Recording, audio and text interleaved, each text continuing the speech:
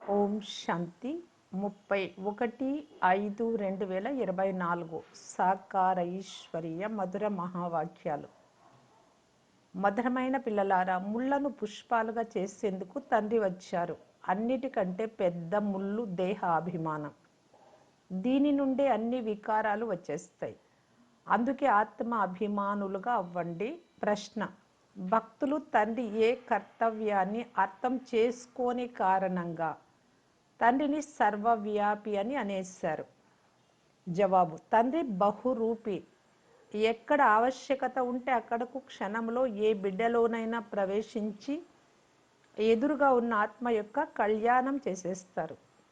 భక్తులకు సాక్షాత్కారము చేయిస్తారు. వారు సర్వవ్యాపి కాదు, కానీ చాలా తీవ్రమైన రాకెట్ లాంటి వారు. తండ్రి వచ్చేందుకు వెళ్ళేందుకు సమయం పట్టదు. ఈ విషయాన్ని అర్థం చేసుకోని కారణంగా భక్తులు భగవంతుణ్ణి సర్వవ్యాపి అని అనేశారు.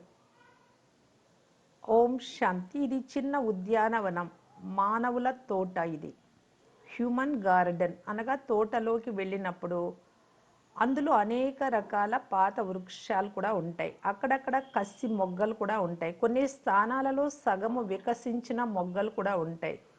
ఇది కూడా తోటయే కదా. ఇక్కడ ముళ్ళ నుండి పుష్పాలుగా అయ్యేందుకు వస్తున్నాము అని పిల్లలకు తెలుసు. శ్రీమతం ద్వారా మీరు ముళ్ళ నుండి పుష్పాలుగా అవుతూ ఉన్నారు. ముళ్ళు అడవిలో ఉంటాయి, పుష్పాలు తోటలో ఉంటాయి.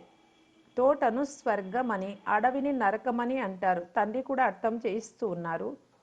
ఇది పతిత ముళ్ళ అడవి, అది పూల తోట స్వర్గం. ఒకప్పుడు పూల తోట ఉండేది, అది ఇప్పుడు ముళ్ళ అడవిగా అయింది. దేహ అభిమానం అన్నిటికంటే పెద్ద ముళ్ళు. దాని తర్వాతనే మిగతా వికారాలన్నీ వచ్చేస్తాయి.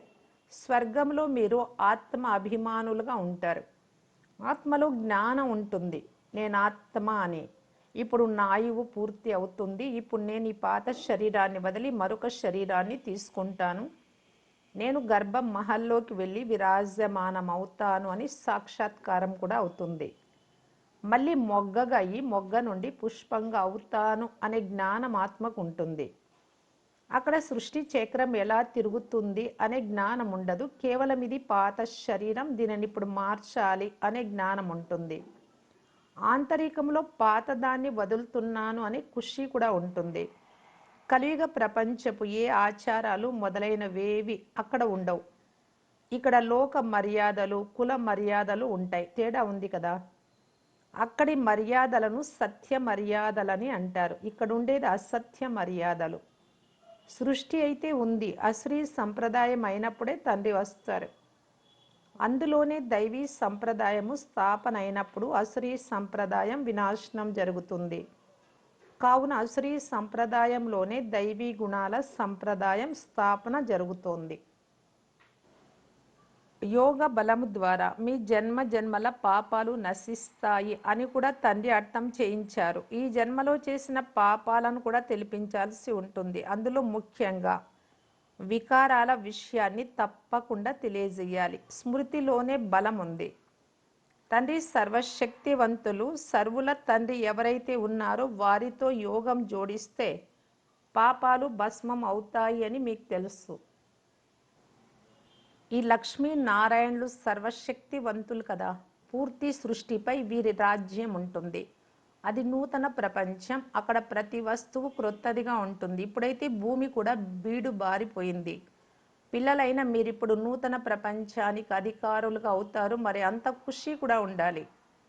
ఎటువంటి విద్యార్థులు అంత సంతోషం కూడా ఎక్కువగా ఉంటుంది. ఇది మీ సర్వశ్రేష్ఠ విశ్వవిద్యాలయం. చదివించువారు సర్వశ్రేష్ఠులు. సర్వశ్రేష్ఠులుగా అయ్యేందుకే పిల్లలు చదువుతారు. మీరు ఎంత నీచంగా ఉండేవారు, పూర్తి నీచము నుండి మళ్ళీ ఉన్నతంగా అవుతారు. మీరు ఇప్పుడు స్వర్గానికి అర్హులుగా లేరు. అపవిత్రులు అక్కడికి వెళ్ళలేరు. కనిష్టంగా ఉన్నందునే శ్రేష్ఠ దేవతల ముందుకు వెళ్ళి వారిని మహిమ చేస్తారు. మందిరాలకు వెళ్ళి తమ నీచత్వమును, దేవతల శ్రేష్ఠత్వమును వర్ణిస్తారు. మీరు దయ చూపితే మేము కూడా శ్రేష్ఠులుగా అయ్యి ఇలా ఉన్నతంగా అవుతామని అంటారు. వారి ఎదురుగా తల వంచి నమస్కరిస్తారు. దేవతలు కూడా మనుషులే, కానీ వారిలో దైవీ గుణాలు ఉన్నాయి. మందిరాలకు వెళ్ళి మేము కూడా వారి వలె అవ్వాలి అని పూజలు చేస్తారు. అయితే వారిని అలా ఎవరు తయారు చేశారో ఎవ్వరికీ తెలియదు. పిల్లలైన మీ బుద్ధిలో ఈ దైవీ వృక్షానికి అంటు ఎలా కట్టబడుతుందో మొత్తం డ్రామా జ్ఞానమంతా ఉంది. బాబా సంగమ యుగంలో వస్తారు. ఇది పతిత ప్రపంచం. అందుకే మీరు వచ్చి మమ్ములను పతితుల నుండి పావనంగా చేయమని తండ్రిని పిలుస్తారు. మీరిప్పుడు పావనంగా అయ్యేందుకు పురుషార్థం చేస్తారు. మిగిలిన వారందరూ లెక్కాచారాలన్నీ ముగించుకొని శాంతిధామానికి వెళ్ళిపోతారు. తండ్రి ఇచ్చే మన్మనాభవ మంత్రం ముఖ్యమైనది.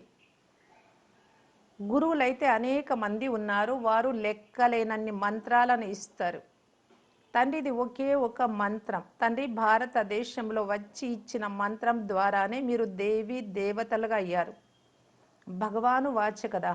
వారు భలే శ్లోకాలు మొదలైనవి వల్లిస్తారు, కానీ వారికి అర్థం ఏమీ తెలియదు. మీరు అర్థమును వివరించి చెప్పగలరు. కుంభమేళాకు వెళ్ళి అక్కడ కూడా మీరు అందరికీ అర్థం చేయించవచ్చు. ఇది పతిత ప్రపంచం, నరకం. సత్యుగం పావన ప్రపంచంగా ఉండేది. దానిని స్వర్గం అని అంటారు. పతిత ప్రపంచంలో పావనులు ఎవ్వరూ ఉండలేరు. మనుష్యులు పావనంగా అవ్వాలి అని గంగా స్నానం చేసేందుకు వెళ్తారు. ఎందుకంటే వారు శరీరమునే పావనంగా చేసుకోవాలని భావిస్తారు. ఆత్మ సదా పావనంగానే ఉంటుంది. ఆత్మయే పరమాత్మ అని అనేస్తారు. ఆత్మ జ్ఞాన స్నానం ద్వారా పవిత్రమవుతుందే కానీ నీటి స్నానం ద్వారా పావనం అవ్వదు అని మీరు వ్రాయవచ్చు. నోటితో అయితే మీరు ఇతరులందరికీ తెలియజేయాలి. నీటి స్నానం ద్వారా పావనం కాలేరు. నీటితో అయితే ప్రతిరోజు స్నానం చేస్తూనే ఉంటారు. ఉన్న నదులలో ప్రతిరోజు స్నానం చేస్తూనే ఉన్నారు. అదే నీటిని త్రాగుతూ ఉంటారు. నీటితోనే అన్నీ చేయడం జరుగుతుంది. ఎంతో సహజమైన ఈ విషయాలు కూడా ఎవరి బుద్ధిలోకి రావు. జ్ఞానం ద్వారానే ఒక్క సెకండ్లో సద్గతి జరుగుతుంది. జ్ఞానం ఎంత అనంతమైనదంటే మొత్తము సాగరాన్నంతా సిరాగా చేసుకొని ఇంకుగా, పూర్తి అడవులనంతా కలముగా చేసుకొని పెన్నులుగా, మొత్తం భూమి ఆకాశాన్ని కాగితంగా చేసుకొని వ్రాసిన అంతము కాదు. అంత జ్ఞానం తండ్రిలో ఉంది. తండ్రి ప్రతిరోజు భిన్న భిన్న పాయింట్లను అర్థం చేయిస్తూ ఉంటారు. ఈరోజు మీకు చాలా గుహ్యమైన విషయాలను వినిపిస్తున్నాను అని తండ్రి చెప్తూ ఉంటారు. మొదటే ఎందుకు వినిపించలేదు బాబా అని పిల్లలు అంటారు. అరే, ముందే ఎలా వినిపిస్తారు? కథ అన్న తర్వాత ప్రారంభం నుండి చివరి వరకు క్రమ పద్ధతిలో వినిపిస్తారు కదా. చివరిలో వచ్చే పాత్రను మొదట ఎలా వినిపిస్తారు? ఇవన్నీ తండ్రి వినిపిస్తూ ఉన్నారు. ఈ సృష్టి చక్రపు ఆది మధ్య అంత్యాల రహస్యం మీకు తెలుసు. మిమ్మల్ని ఎవరు అడిగినా మీరు వెంటనే జవాబు చెప్పగలరు. పిల్లలైనా మీ బుద్ధిలో నంబర్ వారుగా కూర్చున్నది. మీ వద్దకు వచ్చినప్పుడు పూర్తి సమాధానం లభించకపోతే వెలుపలికి వెళ్ళి ఇక్కడ పూర్తి వివరణ లభించదు, తప్పు చిత్రాలను పెట్టుకొని ఉన్నారు అని అనేస్తారు. కావున వారికి అర్థం చేయించేవారు మీరు చాలా బాగుండాలి. లేకుంటే వారు కూడా పూర్తిగా అర్థం చేసుకోరు. అర్థం చేయించలేకపోతే ఎలాంటి వారికి అలాంటి వారే చిక్కారు అని భావిస్తారు. అక్కడక్కడ వచ్చిన జిజ్ఞాసు చాలా వివేకవంతుడైతే వచ్చినటువంటి వారు.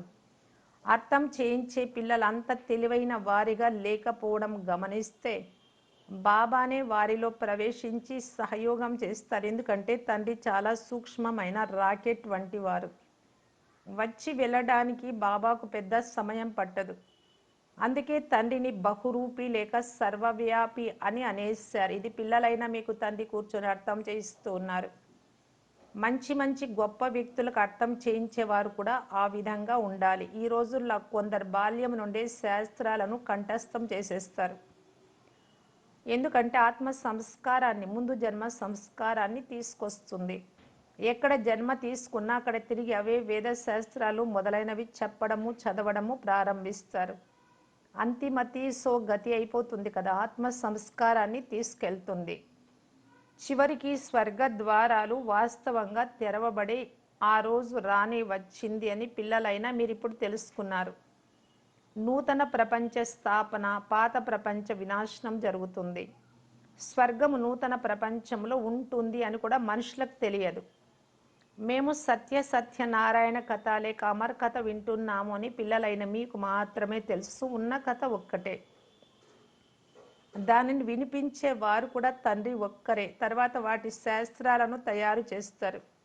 ఉదాహరణలన్నీ మీవే. వాటిని భక్తి మార్గంలో ఉపయోగిస్తారు. కావున సంగమ యుగంలో తండ్రి వచ్చి అన్ని విషయాలను అర్థం చేయిస్తారు. ఇది చాలా పెద్ద అనంతమైన ఆట. ఇందులో మొదట సత్య త్రేతాయుగాలలో రామరాజ్యం ఉంటుంది. తర్వాత మళ్ళీ రావణ రాజ్యం వస్తుంది. ఇది రచింపబడిన డ్రామా. దీనిని అనాది అవినాశి డ్రామా అని అంటారు. మనమంతా ఆత్మలమని తండ్రి ఇచ్చిన జ్ఞానం వేరెవ్వరి వద్ద లేదు. ఆత్మలందరి పాత్ర డ్రామాలో నిర్ణయించబడి ఉంది. ఎవరి పాత్ర ఎప్పుడు ఉంటుందో వారు అప్పుడే వస్తారు. వృద్ధి చెందుతూ ఉంటారు. పతితుల నుండి పావనంగా అవ్వడమే పిల్లలకు ముఖ్యమైన విషయం. ఓ పతిత పావన రండి అని కూడా పిలుస్తారు. పిల్లలే పిలుస్తారు. తండ్రి కూడా చెప్తున్నారు, నా పిల్లలు కామచితిపై కూర్చొని భస్మం అయిపోయారు. ఇది యథార్థమైన విషయం. ఇది అవినాశి ఆత్మకు సింహాసనం. ఇది అప్పుగా తీసుకోబడింది. బ్రహ్మన్ గురించి మిమ్ములను ఇతడెవరు అని ప్రశ్నిస్తారు.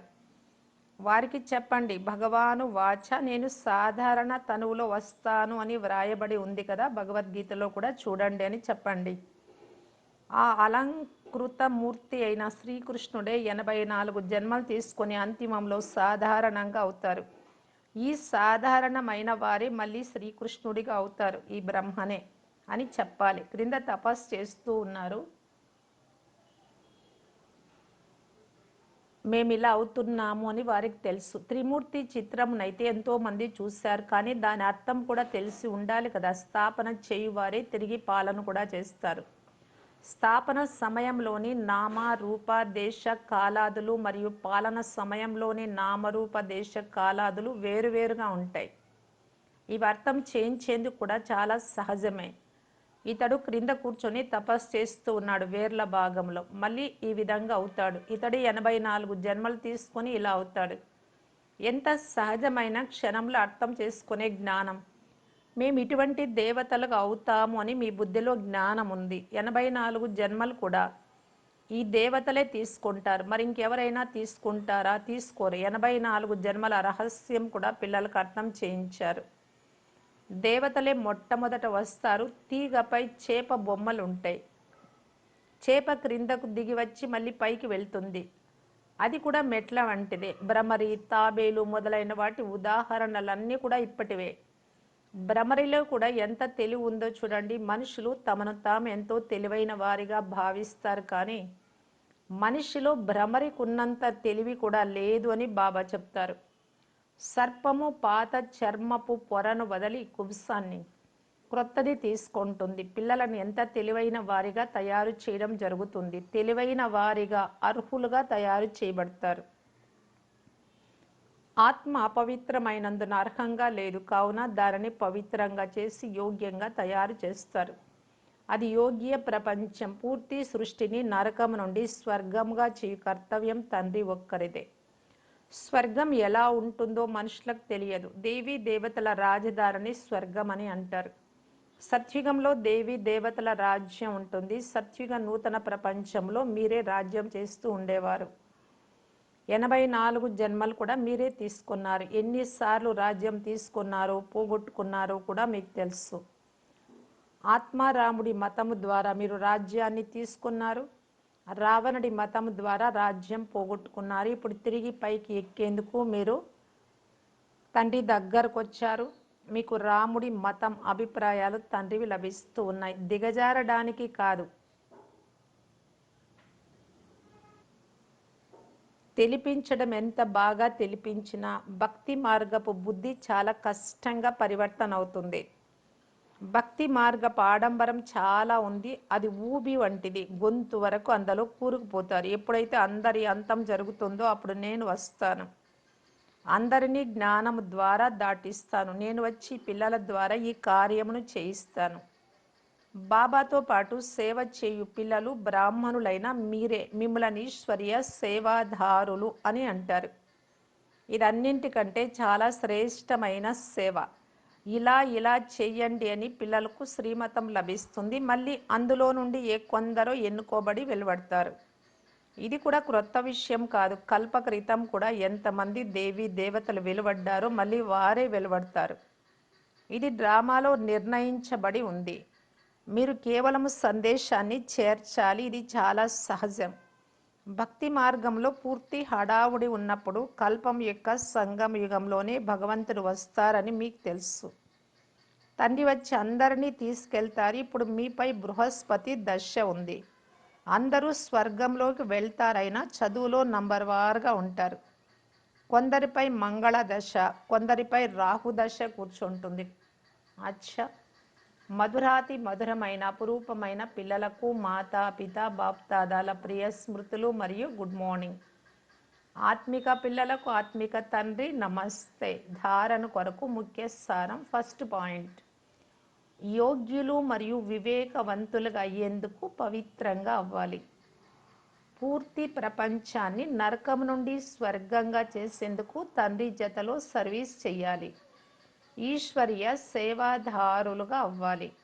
సెకండ్ పాయింట్, కలియుగ ప్రపంచపు ఆచార వ్యవహారాలు, లోక మర్యాదలను, కుల మర్యాదలను వదిలి సత్యమైన మర్యాదలను పాలన చేయాలి. దైవీ గుణాలతో సంపన్నమై దైవీ సంప్రదాయాన్ని స్థాపించాలి. వరదానము, అపవిత్రత యొక్క అంశమైన సోమరితనము మరియు నిర్లక్ష్యాన్ని త్యాగం చేసే సంపూర్ణ నిర్వికారీ భవ.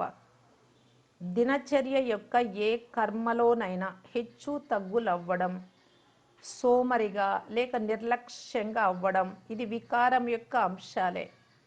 వీటి ప్రభావం పూజ్యనీయులుగా అవ్వడంపై పడుతుంది. ఒకవేళ మీరు అమృత వేళలో స్వయాన్ని జాగృత అవస్థల అనుభవం చేయకుంటే, విధి లేక కూర్చుంటే లేక సుస్థిగా కూర్చుంటే, మీ పూజారి కూడా విధి లేక పూజ చేస్తాడు లేక సుస్థిగా పూజ చేస్తాడు. కనుక సోమరితనము లేక నిర్లక్ష్యాన్ని త్యాగం చేయండి. అప్పుడు సంపూర్ణ నిర్వికారులుగా అవ్వగలరు. స్లోగన్, సేవ భలే చెయ్యండి కానీ వ్యర్థంగా ఖర్చు చేయకండి. అవ్యక్త ఇషారా,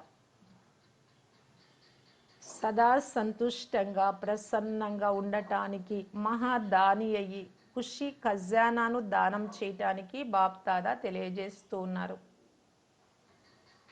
నన్ను పాలన చేసేవారు, నాకు చదివించేవారు, శ్రీమతాన్ని వరదానాలనిచ్చేవారు, రోజంతటి దినచర్యలో తోడును నిభాయించేవారు స్వయం పరమాత్మ. ఈ భాగ్యాన్ని స్మృతిలో ఉంచుకొని సదా ఖుషితో ఊగుతూ వాహ్ మేరా భాగ్య అనే పాటను పాడుతూ ఉండండి. ఓం శాంతి.